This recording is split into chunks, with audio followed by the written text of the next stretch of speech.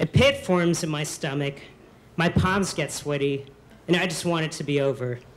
This is my immediate reaction to hearing Everything I Do for You by Bryan Adams. Because it instantly brings me back to my first middle school dance, where I'm standing in a dark gym, wearing bulky sneakers and rolled up pants, as my classmates pair off with one another to sway to this cheesy ballad, leaving me awkwardly alone with a sinking feeling that I am completely and utterly out of my element. Up until this point, I lived a relatively carefree existence at a small private school in Fort Worth, Texas. But in 6th grade, with the advent of mixed gender events, I realized those days are over. I was in the big leagues now. And if I wanted to avoid being left behind socially, I needed to learn how to slow dance, stop wearing goofy clothes, and generally emulate the other guys in my school. So when they started to hang out near the girls' lockers, I started to hang out near the girls' lockers. They put gel in their hair, so I would stand in front of the mirror, meticulously applying giant gobs of mousse, even though my hair had the consistency of a Brillo pad and wouldn't have moved in a tropical storm. Finally, they started wearing nicer clothes, the most notable of which were these trendy jeans. Now, these weren't just any jeans. They were by the designer Martin and Francois Gibault. A name perhaps too French for even French people. But in my small preppy school, the Frencher the better. In many ways, these jeans were just like any other, except they had a label across the crotch that said Gibault, so there's no mistaking them for other pedestrian denim. I was enamored with these jeans and would blabber about them endlessly to my parents. Matt has Gibaults, Andrew has Gibaults, and they were so cool. My parents, however, did not share my enthusiasm for such haute couture. For one, the jeans cost $100, which back in 1990 could have gotten you 2 pairs of Gap jeans and some rollerblades and a Trapper Keeper notebook for good measure. But the thing is, in my preppy school, $100 for a pair of jeans was a small price to pay to show everyone you just paid $100 for a pair of jeans. Spending a lot of money on clothes I'd quickly outgrow, however, was not among my parents' priorities, so they asked me earnestly, is there something wrong with the ones you have?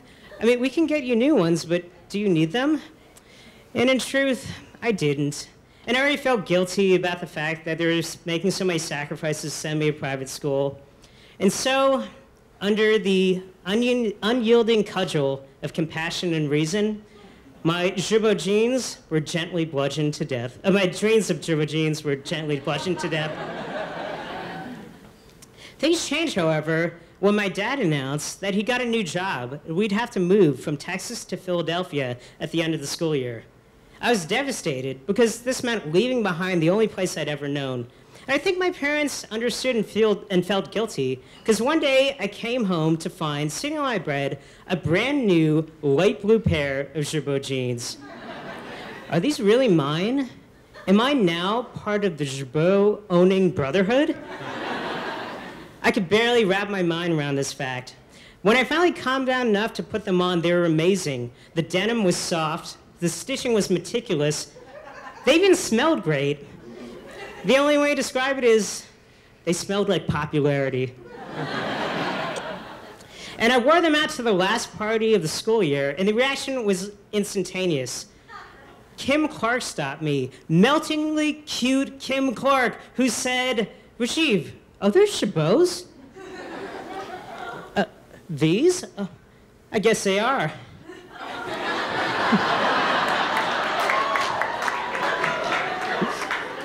While on the outside I was cool and collected, I was ecstatic within. It's one of the few times in my life that I was actually jealous of myself.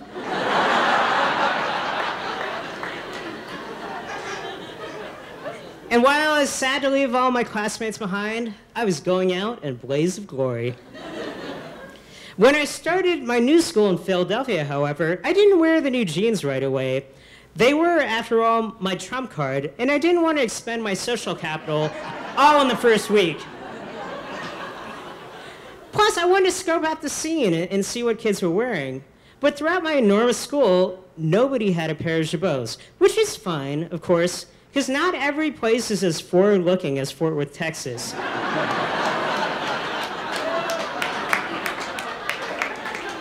And sometimes it takes a while for the winds of fashion to blow over from the Paris of the West.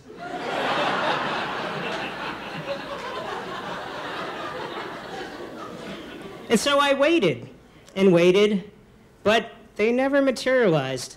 And one day I asked my friend Glenn in shop class, "Glenn, you've heard of jabots, right?" "What?" "Jabots." "Huh?" "My jeans." "Dude, I don't care about your stupid jeans. Can't you see I'm busy?" He was trying to burn a hole in the desk with a soldering iron. Which to him was infinitely more interesting than my French denim. And I think this sentiment was shared by all my classmates, which I'll admit kind of disappointed me. It's not like I expected instant popularity or acclaim. I just wanted somebody else to feel the searing envy that I'd experienced. Was that too much to ask? Meanwhile, my jabots started to fade with multiple washings and also get a little bit snug. I cut them in the summer to make shorts, but then quickly realized that tight white jean shorts are never a good look on anyone. And so, without a second thought, I unceremoniously threw away my beloved jabots, the jeans to which I'd once ascribed so much value, so I could make room in my closet for awesome skateboarding clothing that all my new friends had, which I knew, unlike a pair of lame jeans, were objectively cool. And so it took me a while to rid myself of my superficial tendencies. But now as an adult, I say I no longer buy designer brands. I mean, I get all my clothes from Marshalls.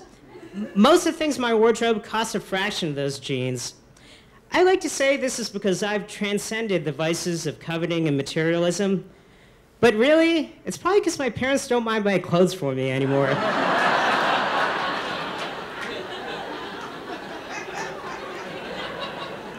Because if there's something more transformative than being enlightened, it's being cheap. Thank you.